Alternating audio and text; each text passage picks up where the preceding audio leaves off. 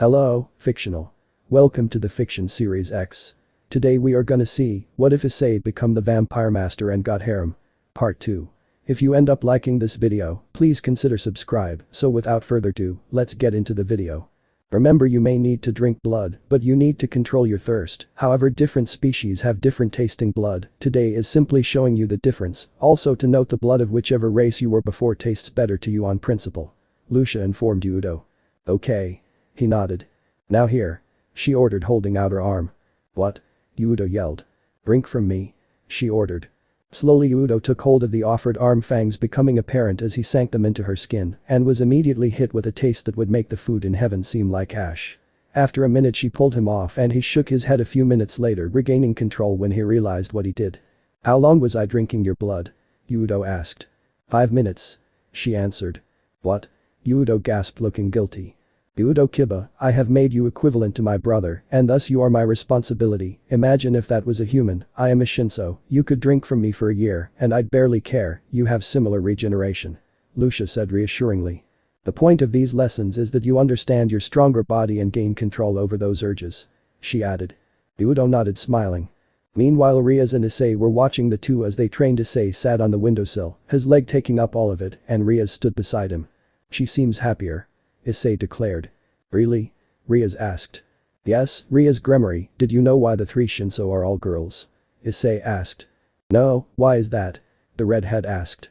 Because as the first of their race, their blood is the most potent thing you'll find in this world. A normal vampire could drink 1 drop and gain power equal to the former Mau. So why women? Many asked upon their creation, and the reply was always a woman can do something that men can't. Do you understand? Isay asked. They can give birth?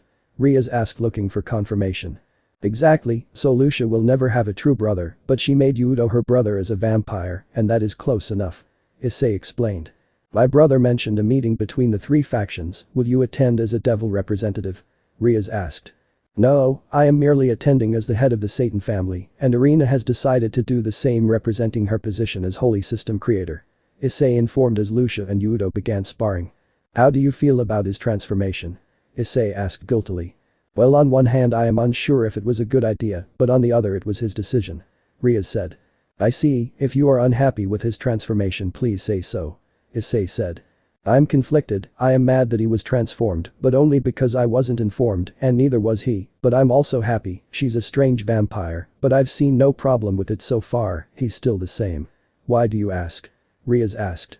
As her master, I'm responsible for her actions. If you truly are mad, I'll have to punish her. Isay explained. It's fine, this turned out well. Udo seems to like this as well. Riaz said, smiling. Thanks, you know, I used to have to rule the Underworld with an iron fist, slaughtering insurgents, and now that I don't have to do that, I can leave the Underworld's rule in capable hands. Now I can live more peacefully. It is at times like this that I remember before the Great War, before my death. Isay said, looking directly at Lucia, smiling. Was Lucia any different at that time? Riaz asked. Yes, you could say that. He said, smiling. What do you mean? Riaz asked. Lucia is a recent addition to her name. She took it upon my death and has asked that she be called such until my death is avenged. Alice is truly her given name. Isay informed. Why? Riaz asked, confused. She believes she failed me, that's we will slaughter any in my way to kill Cataria Leviathan. He growled. The descendant of the original Leviathan? Riaz asked, still confused. Yes, I gave her sanctuary from the Great War and she poisoned me. She left my mansion immediately after. Isay informed. You cared for her? Riaz asked. She's my granddaughter, of course I care, just as I do for Rizavam, even if he cares not for my affection. Anyone I can save of my children's bloodlines will be given all of the affection and recognition they deserve. Isay said. I promise you we'll help you. Tell me about the original Mau as children. Riaz said. Isay's eyes flashed with mirth, and he began animated explaining the original Mau, Lucifer and Beelzebub's mother Lilith, and of his, Lilith's and Lucia's hands in raising them. After a while Udo came back with Lucia, who was latched onto him, in a trance-like state. Isay, the blonde knight, asked. Problematic. Isay noted to shocked looks. Problematic, what's going on? Udo shouted out the question and winced as Lucia's grip tightened, hurting even his more durable vampire devil body. She's claiming her family, until she used to the scent you now carry, she won't let you leave her sight. Riaz, you mind if Lucia keeps Udo until that happens? Isay asked. As long as she's okay going on his requests with him, she's fine. Riaz said. What? But you? Udo asked. This is what having an older sibling is like when you're young and as a vampire, you're so young you can't control your thirst for blood. Ria's informed not even Isay or Irina can do a thing about this, can you? We could, but that would most likely physically harm Lucia, so we just need to let it happen. Isay informed. Physically harm? Yudo asked. Well, she would put up quite a fight. Isay informed. I might have to work quite fast to do much damage, more work to have it last any length of time. Lucia later dragged Yudo into her room and bid him a good night, calling him brother. The next few days left Isay bored until of course the parents' visit came. Watching the others, such as Ria's and her parents, brought them no end to amusement. They learned a bit about her, saw the interaction of Ika with her parents, and even learned of when the meeting would be held. A few days later the meeting was set to begin and Isay, as he always was fashionably late with Irina, Lucia, and Ada. Lucia and Ada knocked in unison, and they were let in. Isay sat beside Serzich Lucifer and Serafol Leviathan, and Irina sat beside Michael. The two Shinso merely stood not far away. They're both here now, which is an opportune moment as we were just getting to our piece. This brings up the question. Is there anything that would cause either of you against this peace? Azazel asked. Young Azazel, you appear to be mistaken. It is not Satan or I that started the war, it was the old Mau, fallen angels like Akabiel, and exorcists, that brought about that war. I'm sure you've noticed we're actually quite friendly with each other. Irina informed. Very well, how do you feel about this, Satan? Azazel asked. Azazel, I will not lie, I am known well among the gods for my love of debauchery and my strong feelings for my moral compass. I wish for peace myself, I wish to expand my family, and I wish to find descendants of the original Mau and invite them back to me. I'm willing to do a lot for my family, even forgive. Isay explained. And if your descendants aren't pure-blood devils? Azazel asked, causing Vali, whom had been listening intently, tensed. It matters not, why do you ask? If you have information I'm willing to barter with you. Isay said, quickly, hope in his eyes. We can speak of it later. He informed. Fine. Isay sighed. This brings us to something similar. White Dragon Emperor, how do you feel about this peace? Michael asked. As long as there are strong people to fight, I could care less. Vali said. Now has anyone heard news on the Red Dragon Emperor? Serziches asked. Meister? Lucia asked, drawing the attention of many. Tell them. Isay nodded. Meister is the current Red Dragon Emperor. He has kept this quiet for some time as he likes to have the element of surprise. She explained. Satan the Red Dragon Emperor. Everyone not in the know yelled. Now, anyone else oppose this peace? Isay asked. No one said anything. Now, I think it is fair that you all earn what Azazel knows in case it is necessary. However, if I can save a member of my family, I will destroy you to do it. Now Azazel, speak. Isay ordered. I have under my command a member of your family that Rizavam has abandoned due to his human side. Azazel explained. Give me a name. Isay said, in an audience at least. It's me. Vali informed. Isay turned. Bali? He asked. Bali Lucifer, great-grandson of the original Lucifer and White Dragon Emperor. Vali informed, bowing. Someone among my children that hasn't betrayed me? I've waited long for this. Vali Lucifer, I have missed much and you may not know me yet, but I wish for you to give me a chance, name a wish, and that will be a gift, apology for missing my chance to help you. Isay said. I wish to get revenge on my grandfather. Vali growled. Rizavam? Isay asked, receiving a nod. Very well, I will make sure you can have your revenge, Vali Lucifer. Isay promised. Bali was about to say more when everything and everyone except for a few people had a purple tint. It seems we're under attack, Lucia. Isay said, barking out the name as a one-word command. Da Meister, Zeit für ein Fest. Lucia yelled happily in German. Ada, protect the ones who are frozen. Irina ordered. Da, Herren. Ada said, taking position in front of them. Now, to figure out what's going on. Isay said as Lucia left. Lucia's pav. I smiled brightly as I began walking on the air as if here were invisible stairs in front of me. It's a Shinso. One of the many enemies yelled. And you're all prey. I yelled, rushing forward so quickly, a sonic boom so powerful it wind blew against the old school building, causing it to shake and even knock down several trees within 50 feet. I flew forward, catching a magician by the neck, and in a swift movement sank my fangs into him. After drinking him dry, the other magicians looked at me with disgust and fear. This only made me grin maniacally as memories flooded my mind. These are your enemies, they wish to harm Meister's special ones, his friends. We won't allow this, these prey need to learn their place. Show them. The same voice as the one from the fight with Kakabiel urged. No one attacks Meister's friends. Learn your place.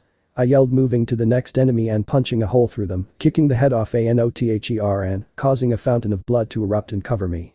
O dagger of the Nether King, lend me your power so that I may strike down my enemies and reach what I desire. I said, and in my hands was a black dagger with a silver handle, and on the blade was a symbol that I knew well, one that was branded upon my skin, the symbol of Satan. I stabbed the blade into the eye of another enemy, and their body was suddenly blasted apart in a bloody explosion. Without stopping, I reached to stab the prey that had stepped away from me, and it exploded just like the other one. She's a monster. One magician gasped. Monster? No, I'm the bloodcasterin of vampires. I'm a goddess. With that, I swiftly slashed the blade across the magician that spoke, causing a large bloody gash in her skin. Upon the urging of the voice, I immediately began to drink her dry. I soon fell into a chant that both me and the voice were stating in unison: slash, drink, stab, destroy. Ollie's Pav. I watched on in awe as Satan's vampire began to cut through the magicians as if they were nothing, but with each moment she began to look more and more insane. Soon after she'd started chanting, she began to only cackle with sadistic glee. With each slash of that dagger, bodies were blasted to smithereens with only an explosion of blood.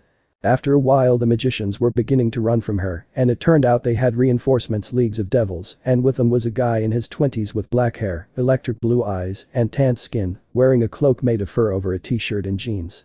"Well, if it ain't the devil's pet," he said mockingly. "Oh? Greek prey. Wonder what a Greek god's blood tastes like, though yours might taste like ash, little Herky." Lucia cackled. "Pet? I couldn't help but ask myself. Meister won't be mad if I killed a trespasser, would he?" Lucia asked herself, and after a pause she nodded. "I'll take the consequences later." With her debate over, she rushed at the man, ignoring the devils that stabbed their weapons into her, as reached out, grabbing the man by the face, and they rose high into the air. Lucia, when they were over 100,000 feet, began to spin at speeds that created a mini vortex, and then with momentum on her side, she began hurtling toward the ground. When they hit the ground, an earthquake shook even the skies, and causing the new school building to collapse. "Funk!" the man shouted, getting up only to collapse on his shattered leg. "Oh, is Herky feeling bad? But you can't be broken already. I guess Zeus's sons make cheap toys. Time for me to drink." With those words, the tan man turned chalk white as she, quick as a jet, sank her fangs into him. It was only then I realized who he was: Hercules, son of Zeus, former demigod, minor god of thunder and strength. Unlike the mortals she drank from, Hercules didn't become a husk. Instead, he burst in explosions of golden powder. "Off to be repaired, huh?" she stated, and then when I noticed a power grow in the distance, at first I thought nothing of it until Lucia froze and then began to laugh in glee. "Looky who's here to play." She said. "Yes, here is our chance." But that she dissolved, becoming a swarm of bats flying off to the old school building. Isay knew when Cataria Leviathan used one of Office's snakes that it wasn't going to end well for anyone who was in the way. "Azazel, step away," Isay ordered. "Huh?" The fallen angel looked to Isay, doing as asked. "Oh, the weakling finally speaks. How was that poison Grandethier?" Cataria asked, sure in herself as she had the power of the infinite dragon god on her side. Not even her father, the devil god, could match that, could he? When she saw the first bat, she paled. "TSK, TSK, TSK, little Caddy is being naughty. We know what happens to naughty little girls, don't we, Caddy?" Lucia's disembodied voice asked, coming from the many bats in the area. It was the same voice she had after the battle with Cacabiel. "Alice," Cataria asked, paling. "Oh, did you forget? I can't die. You knew Meister was back, did you expect anything less?" Lucia asked, giggling with sadistic glee. "I think it's time to punish you, and for killing Meister.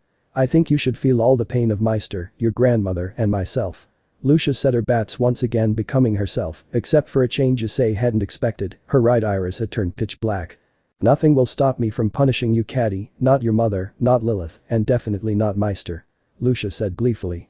"I expect nothing less of Satan's ultimate servant, the bloodcasterin of vampires, Satan's greatest weapon," Cataria said, putting on a tough act, but Isay and Irina both knew this was wrong. She did not have the courage her grandmother and mother had, it was lost in her genes.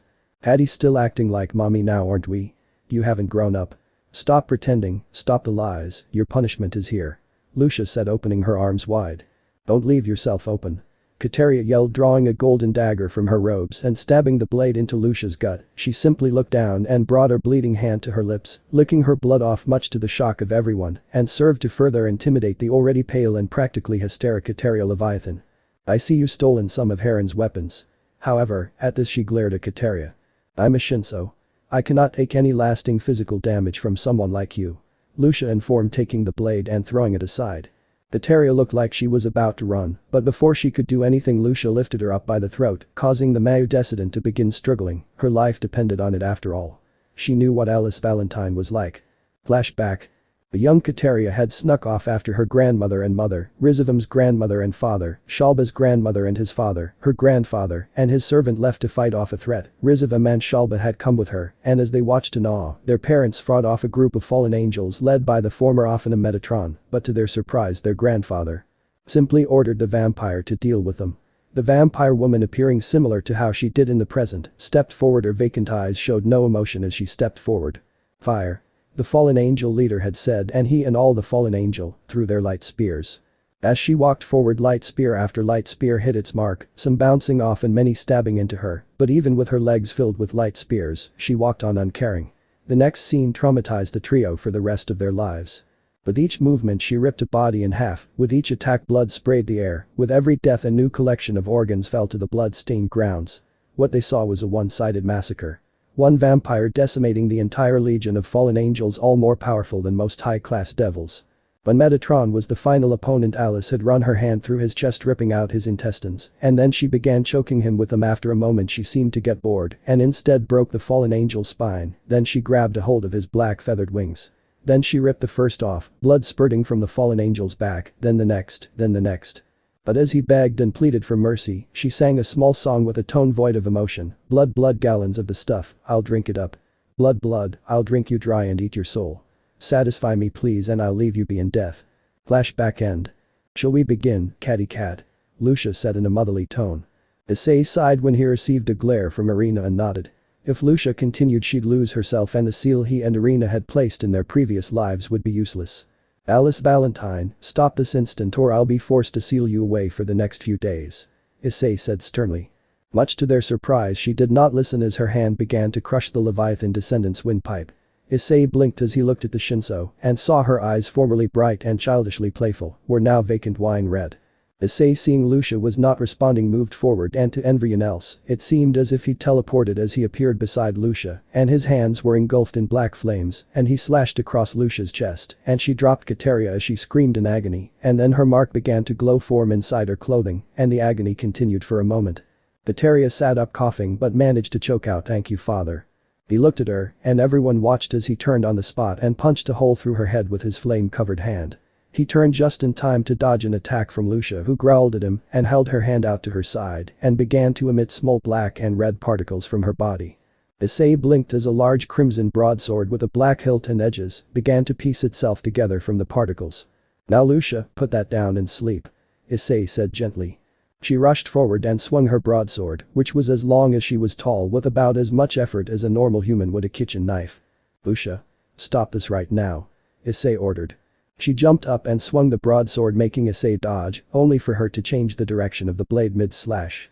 Isay stepped back, saving himself from the brunt of the damage, but still receiving a large gash on his chest. Isay sighed and looked at Lucia, glaring. "Lucia, I order you to cease your attack," Isay ordered more firmly. The broadsword swung at him once more, followed by one of her two pistols shooting. With his demonic and godlike speed, Isay just barely dodged the bullet, and the blade cut his cheek as he jumped back. Seeing that his attempts to verbally stop her were useless, Isay summoned his old sword from the space he kept it in. The black blade seemed to make Lucia pause warily. After a moment she jumps up, flipping over Isay and coming down with a heft slash of her broadsword, bringing it down on Isay's back. The reincarnation of Satan fell to a knee as a gash opens in his back and he rolls away from the red and black blade, which had almost taken off his head. Meanwhile the others sat watching in confusion. "Why is she attacking Isay? What is that sword?" Riaz asked Irina. "It seems that those seals are not working properly anymore," Irina said to herself, seemingly ignoring the questions. "What seals, milady?" Michael asked. "Isay and I sealed away a powerful spirit with Alice as the vessel, however it seems the soul has been destroyed, however its owner's tendencies towards mass violence were passed on to Alice. As for the sword, it is made completely from Alice's soul, you're looking at her soul in physical form," Irina explained. "Her soul?" Azazel asked.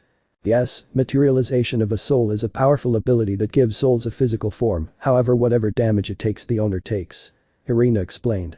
"So if it is destroyed or broken?" Zenobia asked worriedly. "If is broken then the owner feels excruciating pain, and if enough of it is destroyed then that person dies, however, Alice can't die as long as 3 certain people exist," Irina informed, but the look she gave made everyone turn to the fight instead of asking the question of who those 3 were. Isay had turned and was now clashing blades with Lucia, but the others immediately noticed how while he was fighting well, he hefted his blade as if it had actual weight, while Lucia was wielding hers with speed and agility that didn't fit with the kind of sword she wielded. However, the battle was quite even on both sides. While Lucia had speed and her technique were flawless, Isay's strength and abilities as a devil god were keeping him alive against a powerful vampire. As they fought, Lucia began to speed up, causing Isay to begin exerting his aura, and those watching this immediately were his by the sinister black aura which held the smell of sulfur and brought forth primeval fear in the hearts of the spectators. The vampire seemed to revel in the fear and drink in the smell as if it was a sweet fragrance. She cackled happily as she began a flurry of slashes and stabs, causing Isay to block each strike, one by one releasing shock waves each time. As the battle continued, the two began taking damage. Every 5 clashes Lucia would receive cuts or gashes which would heal almost instantly, and Isay would get a single cut. Lucia took each cut as a victory and began to speed up, much to the surprise of the spectators. "Well, looks like I can't hold back, sorry about this, Lucia," Isay said, and his eyes changed, becoming like obsidian in color, his 14 wings spread casting shadows, and his aura began to slowly disassemble the environment. But that he summoned black flames around him as he sped up double what Lucia had. Their clashes began to cause the earth to shake, and the landscape was being changed with each movement of their blades. Isay began to act differently as they fought. "So we're making the earth shake again, huh?" he asked, chuckling as he cut her in half, and she simply regenerated it. As the clashing continued, the black and red blade began to chip away and break, and then Lucia fell to a knee with the blade heavily damaged. Isay, taking advantage of her weakness, stabbed his blade through her stomach and breaking her blade in the same movement. For the first time they've seen, the spectators watched as Isay pulled the sword from Lucia's body, and the wound stood open, a gaping hole in her chest, and she looked down at it and then up at Isay. "Meister," she choked out before slumping and yelling out in agony as the brand finally began to take full effect. Isay growled and placed his index and middle finger on her forehead and murmured slightly before his crest appeared on her forehead, and she went silent and lied on her black, relaxing completely as a cocoon of transparent white energy covered her. "What was that?" Toshiro asked. "She's been sealed," Isay replied before stomping off, leaving the Shinso where she was. Lucia's mind. "I am alone. I am alone. I am alone," Lucia thought over and over. "He's sealed you up," a familiar female voice said in Lucia's ear. "You're useless to your Meister now. He'll leave you in this plane until he feels you're necessary, and then he'll throw you away," the voice purred. "No. I deserve punishment, he'll punish me and this will end," Lucia yelled out into the endless expanse of blackness that surrounded her. "Do you really believe he'll unseal you?" the voice asked. "He will," the Shinso shouted. "He won't, and you know it. You just don't want to believe it. You believe he'll unseal you because he cares for you. The truth is, he'll unseal you at some point because you're his servant. Nothing more, nothing less, but I can help you with that," the voice said. "No. I won't listen to you. I won't betray Meister's trust. I won't listen. I won't," Lucia yelled. "Very well, if you change your mind. I am not hard to contact, I am always with you, mother," the voice said, and Lucia was left alone in the darkness. Outside Mindscape. It's been a few weeks since the 3 factions meeting and the end of the school year. As the final day, Isay finally decided to unseal Lucia, who they were now going to call her by her real name, what with Cataria dead. The Occult Research Club and Azazel watched as Isay placed his fingers on the mark on her forehead, and the Shinso's eyes fluttered open. The others gasped as they saw the vacant crimson eyes. Alice stood and curtsied to Isay. "Meister," she stated without emotion. "Alice, you're back," Isay noted, sitting down. "Would you like anything, Meister?" she asked. "No, I'm fine," Isay said, receiving a nod. "So Alice, how are you?" Toshiro asked, unsure of what to say. The Shinso remained silent, giving no inclination she heard his words. "Alice, are you okay?" Isay asked. "Of course, Meister, you know I cannot die or get sick, and few can cause me lasting physical damage," she said. "Mentally?" Isay asked, concerned. "I do not believe my mental state matters, you are more important, Meister," she said dismissively. The others couldn't help but remember the way she'd feared being sealed, and now they saw the aftermath of the sealing. "How long were you sealed?" Isay asked her. "I do not know, Meister, however I deserved such for earning your ire," she replied. "Alice, what are you?" Isay asked, curious of her answer. "I am Meister Satan's servant, I do as you order and nothing more, nothing less," she stated in almost robotic practiced tone. "Alice, you are not some tool to be used," Isay growled. "But Meister, that is what I am. Herren created me to be yours and yours alone. I have only ever done what fit your interests, even offering myself freely to you for your use any time you wish." The only time I have not done so was against my will. The perpetrator himself got away in the aftermath. She was interrupted by Isay slapping her and sending her flying into the wall. Don't ever bring what that bastard did up. Ever. Isay thundered. Yes, Meister. She said, looking down in shame as the dark purple bruise faded and her skin returned to normal, and the resounding crack of bones sliding into place alerted everyone to the broken bones she gotten from the impact of the wall. Now, you are no tool. You are a living being with a consciousness and thoughts. You are not a blade, a book, or a desk. You are a powerful, living, breathing creature. Isay growled firmly. May I leave? Alice asked shamefully. Go. Isay said, taking a calming breath. Alice stood quickly and scurried from the room. Alice's pav. I ran as far as possible until I stopped and collapsed in an alleyway. He's only proven my point. The voice from when I was sealed said in my mind. I ignored it. He tells you aren't a tool and then smacks you around when he doesn't like what you have to say. Not a very good way of making his point. The voice said, chuckling. I held my head in my hands and shook it. You know, at some point, he will come. With that the voice was gone. Well, looky what we have here. A weak little vampire bitch going for a walk in the moonlight. I blinked and looked up to see a man with greasy black hair and dark obsidian eyes stepping toward me with several others with similar greasy-haired men. Werewolves. I thought disdainfully, Japanese werewolves. Feeling angry, I walked forward to the lead werewolf and surprising the others, and I kissed him. However, when I did so his eyes glazed over and I spoke in an emotionless tone, kill them. Heeding my commands, he turned on them and lunged. Isay sat in his living room with the other inhabitants of his home when the door opened and Alice entered soaked in blood. Where were you and what happened? The reincarnated devil god asked. I went on a walk. Nothing of consequence happened, Meister. She replied, shifting. Alice, did you feed on humans? Or did something else happen? Isay asked, giving her a raised eyebrow. I did not feed. She stated. Alice, you cannot lie to me, and I deem what happens to you and anyone because of you to be of consequence. Isay said firmly. I defeated a nuisance. She replied. Show me. He ordered. Very well. She stated, and images entered his mind. Images? Isay watched through Alice's eyes as a large black-furred werewolf began to rip his brethren apart in a bloody frenzy. As he finished, he turned his glazed-over eyes to her, and she spoke. Now, sweetie, do the same to yourself. Isay watched as the werewolf dragged his left-hand claws across his neck slowly, and with the claws on the other hand, he stabbed himself in the chest and dragged them along similarly. Images end. Isay sighed as they made their way to the Gremory home. Alice hadn't spoken to him since the night before, and she sat away from everyone else, even when Azazel put the younger devils on a detour to fight Tannen. What worried him was that Alice seemed to be listening to something before shaking her head, this happening every 30 minutes. It didn't take long before he grew curious. What is wrong, Alice? She jumped, and in her surprise, she must have touched her connection to him with her mind. As he heard a familiar voice, he acts worried, but truly he does not care. He will throw you aside like trash, mother. Isay blinked and the connection between minds broke as she scurried away before Isay could say anything. Later on, upon arriving at the Gremory mansion, they were greeted by Graphia, and she led the group inside, and after a brief introduction with Milika's Gremory, we finally enter a room in which we met Ria's mother, who thanked Isay for help with the betrothal situation. Over the next few weeks we spent time training, or in my case helping train the others, with Vali and Alice at my side. After a while we were enlisted to join in a big party, and as king of the Underworld, I was needed to attend as the figurehead I would be for the rest of my life, by my own choice of course. I was asked for me and Alice to accompany Ria's and her group to the waiting area where the other young devils were. Just as we arrived, the door was blown open and a female voice spoke. If you've got a death wish, Sepharder, I'd be happy to fill it. A greenish-haired teenage devil said. Upon the vulgar reply of the blue-haired devil she was speaking to, I looked to Alice. Please handle this. Yes, Meister. She stated, and she began walking forward slowly, a thin mist curling at her heels. I would appreciate it if you held your tongue in front of my Meister, devil. She stated coldly. Who asked you, virgin vampire bitch? He said angrily. An order, my Meister, and you are mistaken. She stated. Huh? He asked, confused.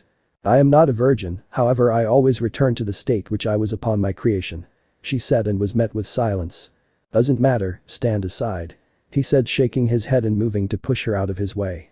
In response she grabbed his arm in effortless grip. You don't want to do that, devil.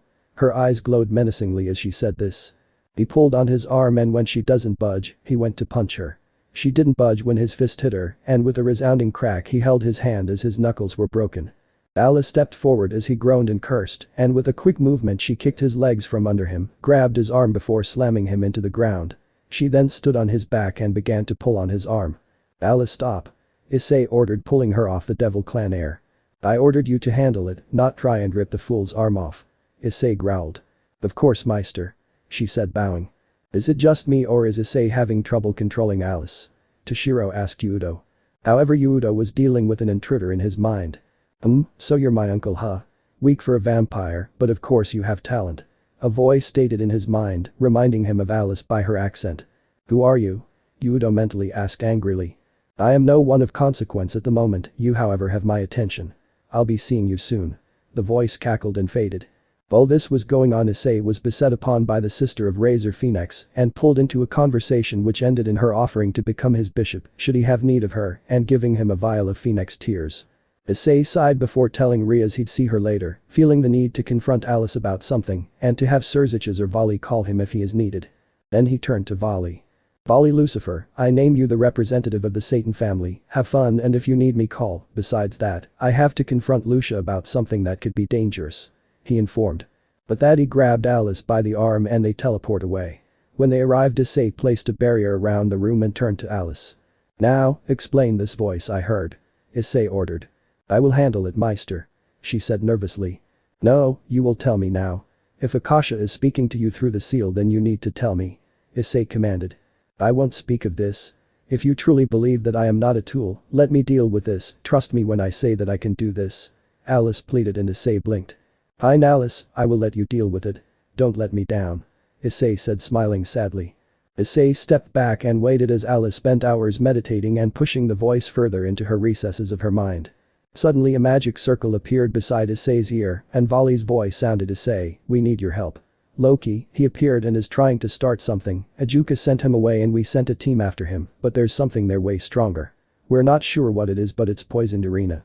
Alice's eyes shot open. I'm going, Meister. She said. We're on our way, Isay said, dismissing the Searles. So Vlad is back. Time for that bastard to get his just desserts. Isay immediately put his hand on Alice's shoulder and they teleported away. When they reappeared they found themselves watching a one-sided battle. Riaz and Sona's peerages were fighting Loki's sons and grandsons, although they weren't taking much damage, but they weren't doing much. Meanwhile, a man appearing in his late teens with rich wavy black hair and crimson eyes, he wore a black muscle shirt and jeans under a black trench coat with black combat boots. At his side was a crimson red blade with thorn-like protrusions. Welcome Satan and Alice, it seems you've brought her back. Are you perhaps willing to hand her over now? The man asked. Alice, go deal with Loki. This is personal. Isay ordered. Alice bolted upon his order and ran away, fearful of the man.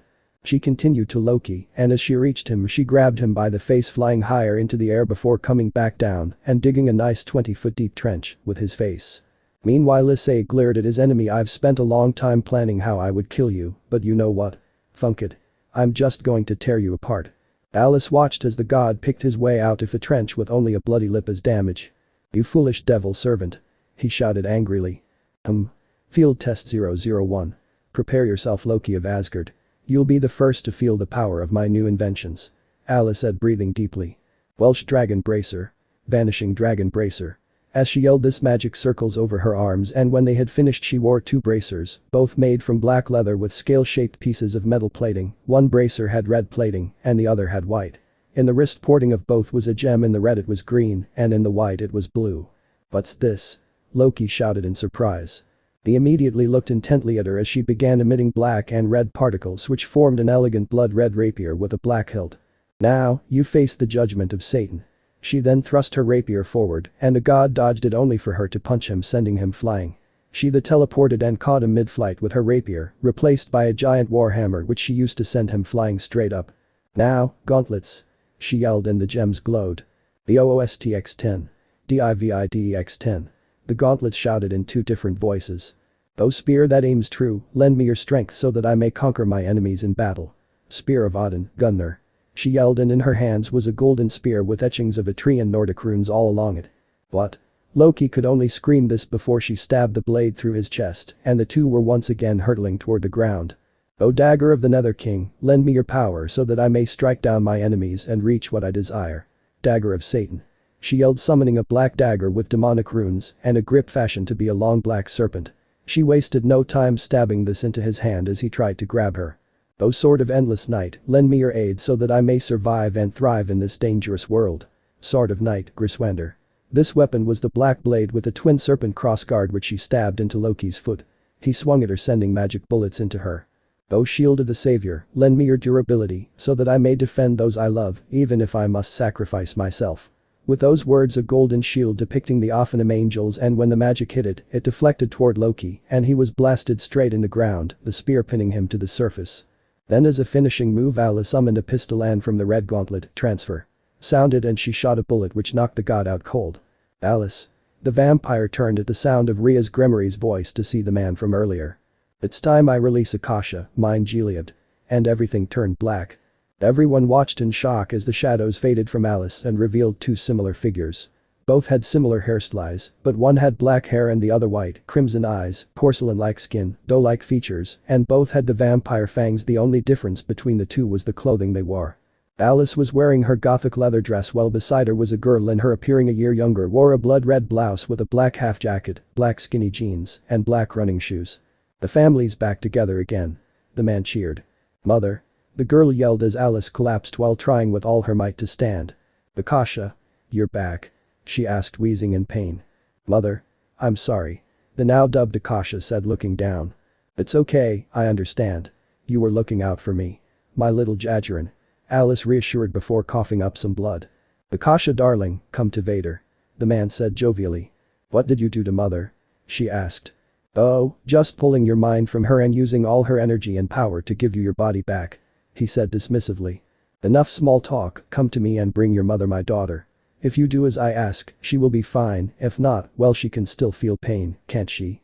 he threatened. Akasha seemed torn, but one look to the devils in Isay and she knew what to do. She grabbed the red bracer and put it on. "No," she growled. "What? Did you just tell me no?" he asked, a cold edge tinting his tone. "I won't do what you tell me. Welsh dragon bracer go." When Isay began walking over, the man's eyes went wide and he bolted, teleporting away. Isay was walking over as Alice stood, and just as he got within 10 feet, Fenra came out of nowhere and snapped the reincarnation of Satan up in his jaws. Alice felt dread fill her as Isay's body fell to the ground. Fenra's fangs killed gods. Isay was a devil god, but still a version of a god. "No. Not again. Not again." For the first time anyone else had seen, Alice began to cry, tears streaming down her cheeks. Looks like I've funked up, huh Alice?" Isay groaned out. "Meister, don't speak like that. Don't leave me. Not again. Please, it hurts. Whether you can come back or not without you, I feel nothing but pain. Don't leave me, Isay." She was sobbing now. Akasha, Yudo, and Aika all felt as if their hearts were being crushed by boulders. "Don't worry, you'll join him in Ragnarok," Loki yelled, and a golden spear stabbed through her chest. She stood as Isay's body went limp, as if nothing had happened to her. The others began to feel the grief, but none felt worse than Alice. Her heart was shattering like glass, her body felt heavy, and every breath she took felt like her body was full of liquid light and holy water. She didn't speak, and when she opened her mouth all that came from her was a chilling hiss. Her eyes lifted and her tears were no longer silvery liquid, instead they were crimson, no blood left her body, and she pulled the spear from her body before tossing it aside as if it were a splinter instead of a spear loaded with the power to make nukes look like water balloons.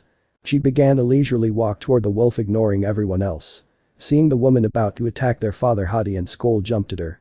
She kicked Hadi in the nose, sending him flying out of sight as a eerie scarlet aura covered her. Skoll was met with some kind of force field, which when he hit it sent him flying, and he knocked Loki out of the sky. She continued on as if nothing happened, and when Fenra tried to escape she was a blur. She grabbed the wolf by its left hind leg and grabbed it, sinking her hands into the skin, and ripped some of it away. Fenra began howling and trying to get away, but she held firm, grabbing more of the leg and ripping more of the flesh. She soon moved on to the other leg, doing the same. Blood soaked the ground and she was soon covered in its blood. She continued on, and when each leg was ripped apart to the bone, she lifted the giant wolf and threw him back into the ground, now on his back. She climbed up, and when she reached his chest she summoned the blood, making it rise into the air and form claws on her hands. "Judgment of Satan. Cold heart," she said softly as her brand glowed its impossible black and her left eye turned obsidian black and her eyes lost all trace of light, her right eye now maroon in color. Then with angry yell she stabbed her claws through its heart. "Loki's turn," she stated, turning to the god in question. "What the?" He stepped back as she began walking toward him. "You have 5 seconds, Loki, you can run, and if you get away, I won't tear you limb from limb, muscle by muscle, bone to bone," she said without any sign that even she heard her words. Loki did the smart thing, he ran. immediately noticing he couldn't teleport or open a portal, so he ran. However, instead of hearing counting he heard only one. She grabbed his arm and then punched a hole through his chest. Loki summoned some magic and blasted her, but she merely continued grabbing his arm. However, before she could make do on her threat, a giant hammer smashed into Loki, and in moments he was nowhere to be seen. "Alice, sleep." Upon hearing a smooth calming voice spoke, and she couldn't help but close her eyes, sleep overtaking her. Before she could fall to the ground she was caught, and there stood Isay, healed and lowering her slowly to the ground. He sighed, "I really shouldn't have let that hit me. Good thing that Phoenix girl gave me those Phoenix tears. Okay everyone, let's get going. Everyone, time to get back," he ordered, and they teleported away. When they arrived, Isay was led to a room in which there was an empty bed which he placed Alice in. He turned to see Akasha stepping closer tentatively. "You're staying in here?" he asked. "Yes, Lord Satan, I wish to stay with Mother until she wakes." She nodded, bowing. "Very well Akasha, I'm sorry," he stated. "For what?" she asked. "When we captured you after defeating Vlad, I was ready to kill you. It was only Alice's begging for your life that made me put your essence within her own. I am sorry for not giving you a chance," he answered and left the room. Left with this knowledge, she sat down and blinked as her mother's hand gripped her own. A few days later. After finishing up in the Underworld and Isay subsequently gaining Rasuis the Valkyrie as a rook in exchange for providing and holding a stable living situation for the Valkyrie, the group found themselves all staying in Isay's house. Alice had woken up, and the very morning they woke after getting back that the smell of delicious food woke the inhabitants. When they reached the dining room kitchen they found Isay sitting down eating several sandwiches and cheeseburgers, and Alice was cooking, deftly moving around as she cooked eggs, bacon, sandwiches, and more cheeseburgers. As each person sat down they found their breakfast placed before them. As she put down Akasha's food she placed a filled blood bag beside the plate. "In case you feel the need," she said kindly. "I've went ahead and enrolled you in Kuo. I myself will not be going as a student next time around. I will expect the best, but do not worry if it does not come to pass, humans are weird. I will be there should you need me." At this AKASHA and the others blinked. "Why would you not be going as a student, and if not a student then what?" Riaz asked. "With Meister's help I have changed the humans' memories so that I can take the place of a teacher, thus allowing Meister to create his own club so that his matters don't disturb you. Jajiran, you'll be a student, so I will tell you now. No drinking from the humans of this town or I'll have to punish you. Now, everyone eat up." With that she walked off. "The club?" Riaz asked Isay. "Yeah, the problem-solving committee. I felt the need to provide some separation so that we don't interfere with each other when we go out," Isay explained. "Oh, thanks," Riaz said, surprised. "Also, I don't want to be in a club with Azazel as an advisor." He laughed. "You little," she growled. It wasn't long after that Kuo Academy started back, and those aware of the supernatural were accurately aware of who Alice was. She'd taken a post as an art and English teacher. In her first class she assigned the students a project due at the end of the month. At first there was a collective of groans before she informed that if this project is done, then she will count it as their grades for all exams, which caused them all to sit and take notes of what they needed. She explained they needed to tell a story with visual images and add dialogue in English to it. When she finished giving the details she informed that if she found the project lacking they would not be accepted, so if there was no effort put into the pieces they would take a practice exam before taking the real one, and both would be added to their grade. Meanwhile, her art class was much less demanding as she told them there was no true way to teach art. Art is a produce of one's imagination. Leonardo da Vinci, Michelangelo, and Vincent van Gogh. They were all artists who when they created art, it wasn't something they were taught per se, the paintings they made were ones made by inspiration. She'd lectured in one such class. It was an immediate thing, and Isay had gotten many a laugh from her classes. This was due to the fact that before each class she would start by placing magic at the door which placed a ward on each student, and when they were not paying attention or were hiding something she was informed who it was, and she sent a piece of chalk flying at terminal velocity by their head before scolding them. Though he and Akasha were not exempt from this, as she would give him a silent treatment after the throwing of the projectile into his forehead, and that night his food would be slightly dry or slightly burnt on purpose. Akasha would be openly scolded before having to stay behind, however she would be given a blood bag, and the mother vampire would then apologize before kissing her daughter's forehead. All in all it was hilarious for the others aware of the supernatural, at his expense no less. Once, he was FEARED and still is most of the time, but now he was the cause of laughter, and not for the reasons he wanted them to be. On a similar note, Rasuis became a teacher as well, and the two were easily on amicable terms after sharing methods for keeping students attention, although wearing tight-fitting black clothing, like Alice unconsciously did, was not Rasuis' style. Halfway into the month Vali joined them for, in his words, shits and giggles. This received a barking laugh and a "that's my great-great-grandson." However, that voice, it had disappeared, and if they didn't know better then they would have thought it was Akasha, but they did know better. That left only one person. For Isay it made him shiver at the thought, but for Alice, she was simultaneously worried and hopeful.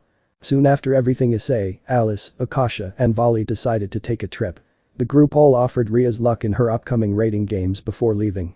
In the end they had taken Akasha, Vali and the others in Isay's peerage around the Underworld and showed them the many Satan properties. During that time Vali learned that Isay would soon name him heir to the Lucifer family, which would allow him some say in who carried the name and would, in fact, make him the first true heir of Lucifer, as Isay had never acknowledged Lucifer himself as a leader, nor had he said such about the other Mau. Isay explained that none of the Mau descendants actually held any power or claim to leadership unless he gave it to them. Riz of him would have had better claim to head of the Satan family, as Lucifer was his eldest son. As everyone got together in the Satan mansion, they ready to eat in five-star dinner created by the first Shinso, when a servant entered the room bowing to Isay and handing him a letter. "Lord Satan, a man with Vampire Man asked that I give this to you," the servant said, bowing. Isay stiffened and opened the letter slowly. When he opened it, a few familiar white hairs fell out and Isay growled as he read the letter. "Dear Satan, I hope you didn't think I've given up or died. If so, you forget, I am the true vampire king. I won't just lay back and die. I'll have mine Jelbeat, you won't stop me. I'll be happy to take her," as she cried over your corpse. "However, I feel the need to tell you, I will be back for her and my daughter. Soon. Your demise, Vladimir Dracula." Isay growled once more and crumpled up the letter. Not only was the bastard that raped Alice was still alive, and something he regretted was once again thrown in his face. Isay was irritable throughout their dinner, and the others noticed, but when Vali went to mention it, Alice shook her head. The next day they returned and found themselves learning of a large battle the Grimoire group had been a part of and the betrayal of one Diodora Astereth, who promised to get rid of them in exchange for help retrieving Asia from his clutches. During that battle, Toshiro activated his Juggernaut drive due to his unstable emotions and mental state at the time. However, one could have hoped to wait for the next problem. After returning to school, they spent a few days returning to normal. But as night descended upon the house of the reincarnation of the Dark Monarch, when Vlad Dracula snuck in, and after some sneaking around he found his target, Alice was cleaning the kitchen. As she usually did when she was taken by surprise, and she felt a needle enter her body before everything went dark. Vlad smirked, turned the kitchen light off, and hid Alice in a corner, glad he'd struck a deal with someone very willing to reveal the weakness of the Shinso vampire. Quietly he slunk out of the kitchen and towards the rooms. All the others were asleep and resting when he quickly found his daughter, by the scent of blood. She was drinking human blood from a blood bag when he used the other syringe he'd brought to knock her out as well. An hour later, he vanished into the night with the two vampires. The next morning, everyone began searching for Alice and Akasaha immediately. All they found was a punctured blood bag which had leaked into the floor and two empty syringes. Isay grabbed one, and after inspecting them, he sniffed, and the familiar smell of a very dangerous liquid. "This is your blood," Isay said. "Whose blood?" Riaz asked, worried at the look in Isay's eyes. "What do you know of my family?" Isay asked. "I know you had two wives, Lilith and Lilidu, both were powerful demons, both held power which dwarfed their children, the original Mau. You also had a lover in Alice and that through rape you have Akasha as a sort of stepdaughter. That's about it," Riaz answered after some thought. "You are mostly right, however, I have two daughters with Alice. One is currently on her way after hearing of my return, and the other is sealed in two places," Isay informed. "Two places?" Toshiro asked. "Yes, her body was sealed away in the Underworld under Irina's strongest holy seals, and the other mind is sealed within Alice's with my greatest demonic seals," Isay informed. "Wait, this daughter is the reason Irina died before?" Zenobia asked. "Yes, her name is Texia. You all have to understand something before I go on. Alice, she loves her daughters unconditionally, so much so. She is blind to the danger they could bring.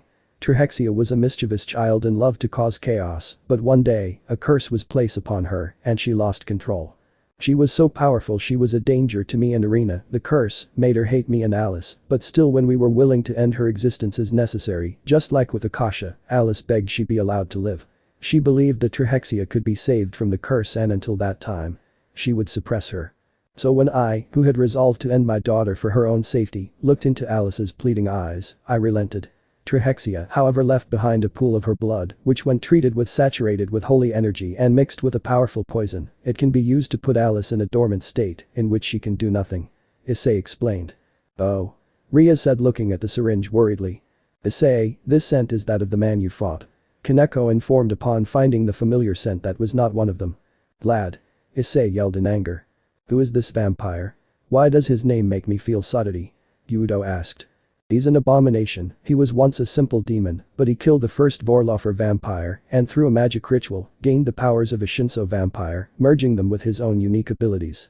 In doing so, he became a new species of vampire and began calling himself the Vampire King. He turned others into vampires and created a society that lived under him.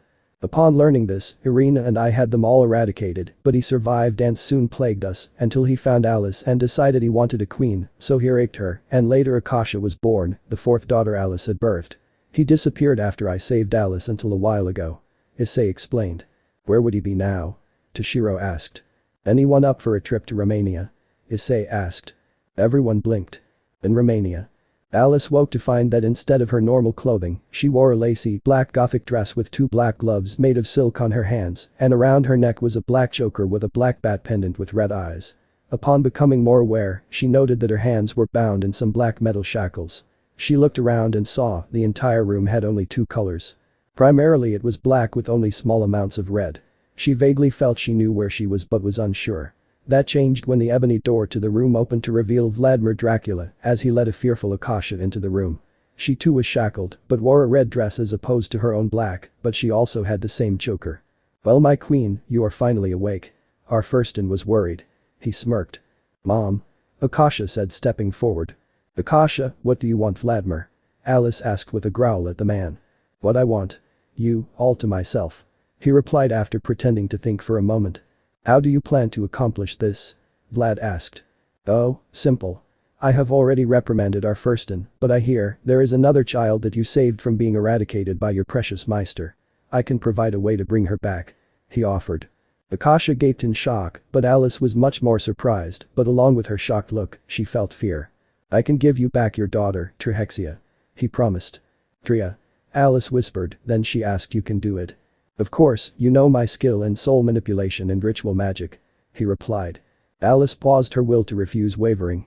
Can you imagine it, mind Jelbeat? Our daughters, Akasha and Texia, both happy. All you have to do is surrender yourself. I can even give you my oath that all your children will be safe and you also. He offered. Mom. Akasha said, seeing her mothers will begin to leave her. Of course, if you refuse, I can destroy her soul and I'll kill Akasha, we can make another firstin. He added. Akasha stiffened as he placed a trench knife formed from particles of abyss black, maroon red, and a toxic green. It was then Alice's will finally shattered. Stop. I surrender, just please. I want my daughters, don't hurt them. Suddenly he was before her and he smiled. Of course, all you had to was say so, mind Jelbeat. I give you my word they will be safe as long as you listen to me. So he took on a look of concentration as a wisp of purple and black light came from Alice's head and with a snap of his fingers, a body was brought in. A dead human girl with beautiful black hair and unseeing brown eyes. He then stared deeply at the light in his hands and breathed in as the black was pulled away only to enter his mouth. The light now, purely purple, he placed it in the body. Alice watched with hope as the body began to change. Soon the once human body stood before them. The form had changed and now had porcelain skin, doe-like features, royal purple hair, crimson red eyes, and fangs. Seeing this, Alice felt herself relax in relief, and it was then Vlad struck and soon her eyes went vacant. Akasha rushed forward and Vlad allowed it with a chuckle. The girl blinked when she gained sight and looked around confused. When her eyes landed on Alice, she stood and began to rush forward like Akasha had, but Vlad moved to stand beside Alice. Now, what's the rush, little one? He asked with his hand hovering just over Alice's heart. She stopped. Even if Alice couldn't die, she could still feel pain, and with her mental state, she could enter an irreversible and unwanted state. What have you done to my mother? She growled as Akasha watched, unable to do anything. Oh, nothing, just made her mine. Did you know that it is quite hard to mind control a Shinso vampire? He asked. Both of Alice's daughters knew that their mother was almost impossible to mind control unless her mental state was such a mess and her will was practically destroyed. However, the Shinso are women, and a woman's greatest weakness is their love for their children. A mother's love is a powerful thing, but it is a double-edged sword. Yes, a useful double-edged sword. He said as he cupped Alice's chin. Mind Gelbead, what do you wish to say your daughter Texia? Vlad asked. I've missed you, my little girl. She said, though Texia knew these were her mother's words, they were hidden behind a vacant tone. She clenched her fists but gave her mother the most genuine smile she could muster. I missed you too, mother. Now, be a good girl and you can spend time with your mother, but if you disobey me, you'll be sent to your room. Further disobedience and Mind Gelbead's pain can convince you. He explained. Texia looked at Akasha, who showed her the shackles around her hands and gestured to her choker before pantomiming being unable to breathe. Fine. She growled. Good girl, now off with you, you may go to the dining room if you are hungry. He dismissed. Texia hesitantly left with Akasha following behind after a few moments with the shackles gone, but Texia could see the faintly glowing eyes on the bat pendant. End of the part 2. So how was this story? I hope you like it. And if you like it, share this story with your friends and like the video too. And don't forget to subscribe our channel for daily awesome fanfiction. Okay, it's time for me to go. Bye bye.